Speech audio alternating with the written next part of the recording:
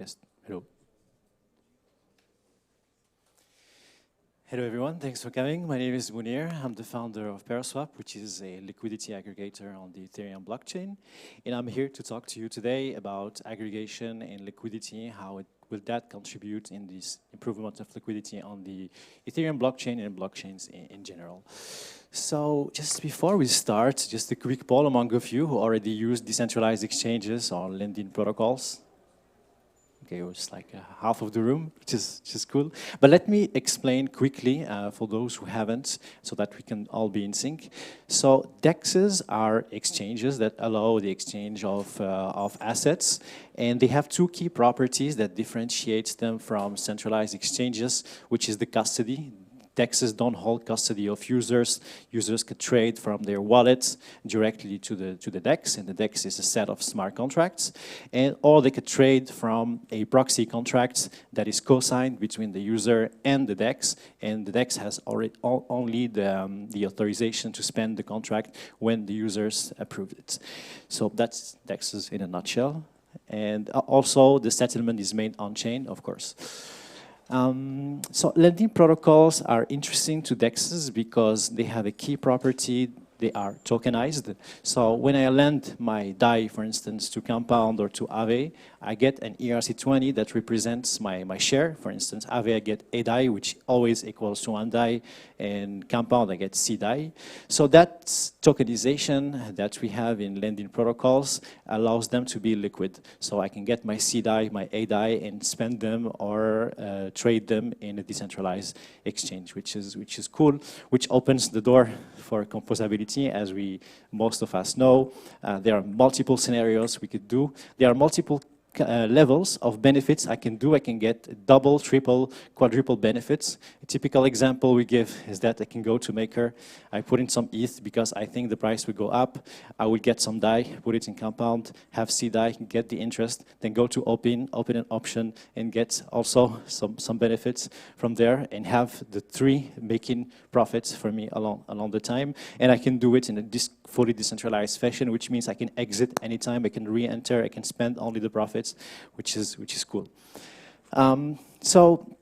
That opens as well the door for aggregators in multiple kinds, whether those are DEX aggregators, lending aggregators, UI aggregators, as we would see later. And one example I like a lot is iEarn, which is a lending protocol aggregator. So it arbitrages basically between multiple, what you call lending pools or pools. Those are Compound, Aave, DYDX. And the principle is very simple. It will switch where the profit is higher or where the interest level is higher. So if Compound has 10% and Aave has 12%, well, it will switch to Aave, and so on and so forth. And one other kind of aggregator that, if we want to qualify it like that, is Curve. So Curve is like a Uniswap. It has only stable coins. That's the difference which makes it with Uniswap. And it allows liquidity providers to earn fees on every transaction, on every trade. And what it does, it creates multiple pools that are connected to other pools. For instance, Curve, there is a pool for Compound, which means I would put my DAI, it will convert it to C DAI, so I'm earning the interest, and I'm earning also the trading fees on each trade, which is also a double benefit. You know, what's cool about Curve, it integrated iEarn, which is already an aggregator. So we are an aggregator of an aggregator, and we're getting the fees of Curve, we're getting the benefits of iEarn. That's generating the best possible yield among liquidity protocol, among the lending protocols, sorry. So we could maybe classify the aggregators in multiple degrees of levels. This is inspired by the work of Trent Elnor from Topo Finance, which is inspired by Ben Thompson theory, aggregation theory, that talks a lot about Web 2.0 aggregators such as Google, Uber, Airbnb, and so on. And it was a temptation to apply this into DeFi, and how could this be applied, or whether should it be applied. But anyways, so the most basic layer is the assets, the Ether, the ERC20, and so on. And right on top, we have those capital aggregators, which is the DEXs and the lending protocols and so on. And right on top, we have those services that leverages those aggregators, such as Curve, iEarn, such as Ray, which is similar to iEarn, DEXAG, Paraswap, 1inch, others that tries to leverage the lending protocols, the capital aggregators, and other service protocols, with leverages other service protocols and so on. And on top, we have the UIs that tries to give a 360-degree vision on what's happening in DeFi and helps the users make a decision, among other features such as abstracting the complexity of Ethereum.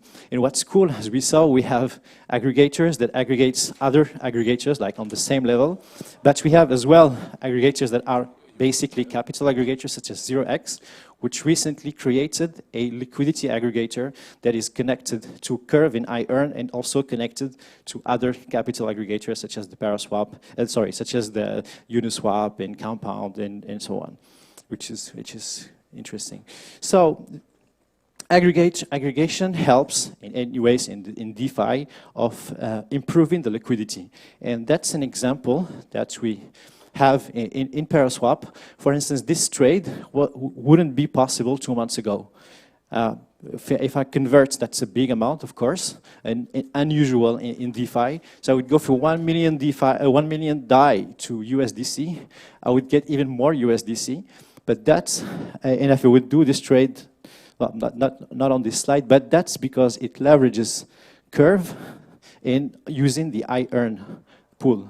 And knowing that Curve and iEarn launched only 2 months ago, and took as well a trade from Oasis, and it went like that. So Paraswap used Curve that uses iEarn, and iEarn was able to generate this good amount of liquidity, this amount of trade. That's because it aggregates other capital aggregators, and we also used the Oasis. But the point is, using Curve, thanks to this underlying aggregation or multiple layers of aggregation, we were able to convert 1 million to even at least slightly more than $1 million worth of DAI. And even more, just to highlight the fact that we could also make lots of going back between aggregators. For instance, if I would have the same amount of DAI, but in ADAI, something that I put in Aave as a lend, if I want to exit, for instance, to USDC because I want to exit the UFA to exit to dollars because it's Coinbase and so on, or it could be another token. But the point is that here I used the smart contract of Aave. I did an end-lend from Aave. Then the aggregator engine went to Curve that uses iEarn, then went to Kyber into Oasis. This trade done 2 months ago would make me lose almost 99% of my fund. It was just infeasible. Of course, the user could still go to Aave, do it manually, and lend from Aave, and then go to Uniswap, to Kyber, or to another DEX. But the yield or the acquisition price would never be as good as this one, because we were able to do it in one transaction. User would have to do it in multiple transactions, waiting for blocks, few minutes, sometimes few hours, depends on the congestion. But here we have a guarantee, and the transaction would fail if it won't return this exact amount with some slippage tolerance that we can control, of course. So here we have an aggregation of an aggregation of an aggregation at multiple levels of aggregation that made this possible, which wasn't possible just less than 2 months ago. So what's next? I would say liquidity is great. We went above the $1 billion USD locked only a few weeks ago, which was a great milestone that was celebrated. But it's not enough. I mean, $1 billion compared to the traditional finance is just nothing, even compared to centralized exchanges. So the next steps, I think we need more liquidity. We need to onboard other market makers. We need to onboard other users from either the centralized world, right? Now they have possibilities that they didn't have before. We have ways. We could leverage what we already have to get this good yields, and users are attracted by volume, by liquidity, and liquidity attract users. So at least we solve part of the problem, and this could bring in more users. On our side, what we did, we created a private pool, something that market makers that work with us exclusively can add in some liquidity, which gives great prices for users, and that's something we're working on. We're trying to improve because there's so much in DEXs. Cross-chain, I think, is key. That's where the first questions we had, or the first feedbacks we had when we were trying to demo the app to users. The first question was, where is Bitcoin? You're saying you're doing crypto, but I don't see Bitcoin, because that's what people know. So I think cross-chain is great. In project like TBTC is something that seems more concrete than other temptations. So I think cross-chain should be something. In UX it's a bit abstract, because it can seem UX that having a good UI, easy to use, is enough. But I think it's not. I think good UX is also speed, is also having a good support, and so on and so forth. That's something that is doing better, and I think it should be done even at a better level, and it should go further. So that's all I had to say. Thank you for your attention. We'll be happy to take some questions.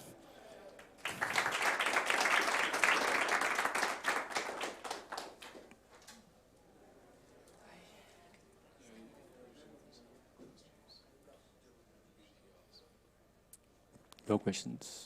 Yeah. About Bitcoin, you see the cross-chain Bitcoin also? There are a lot of projects about doing Bitcoin on the DeFi. Do you think that TBTC is one of the most important ones? Or what do you think about even another cross-chains or? But I think they are good project. They haven't made their proofs yet. I mean, they're not really launched and used. The only issue with that is that they are opt-in project, which means that the blockchain should opt-in into those to substrate to Polkadot and to Cosmos in order to enable this cross-chain. Otherwise dApps need to switch to those hubs, for instance, in Cosmos, in order to enable this cross-chain swaps. But the issue with that is that the liquidity could not just move right off the bat. You need to move either everyone to like an Ether mint, for instance, in Cosmos, in order to have the Uniswap running there, to the Kybers and the Bancors and so on, which is not easy to do. It needs to convince like everyone to move to Cosmos before it has the liquidity and has the capability to do cross-chain swaps, I think. Any questions?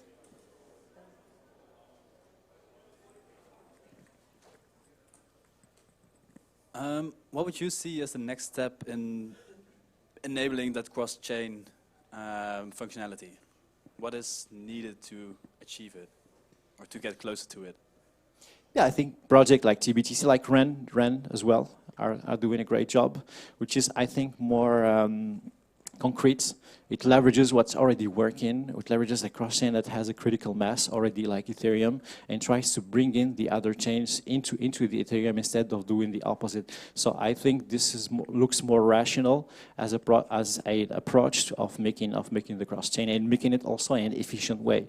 Because to bring in users from the outside world that are used to use the Coinbase and Binance and used to have their trades made in one click and see the results, and telling them right now, wait, there is a block to be mined, and maybe you need to wait 2 blocks, and so on and so forth. This is not a great UX for the users. It's hard to convince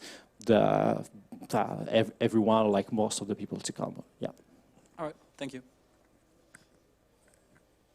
It's here.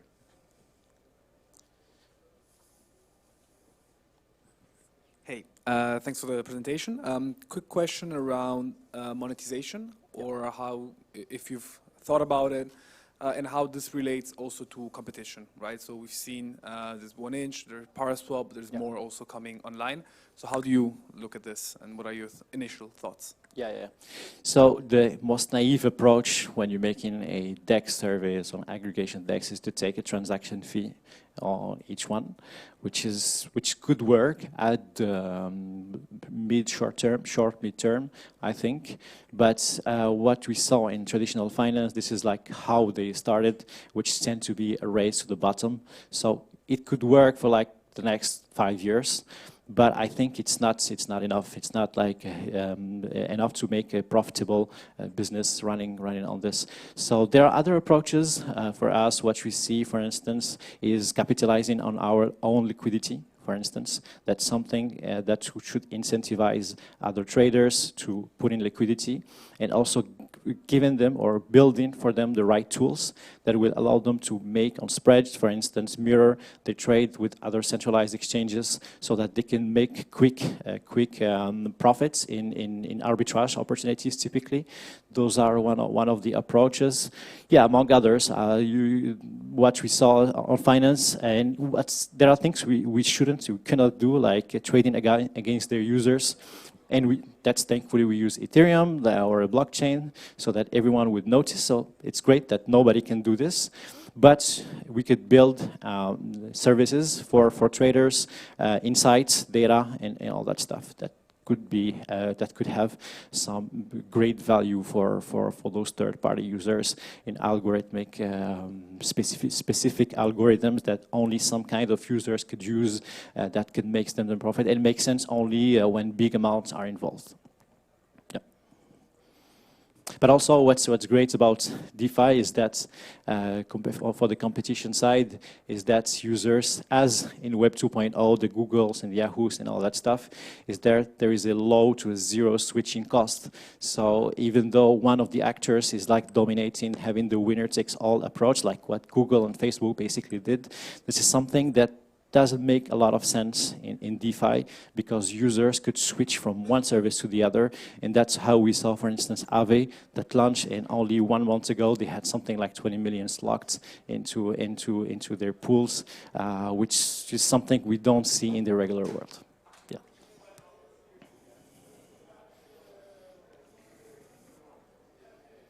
All right. So thank you for listening.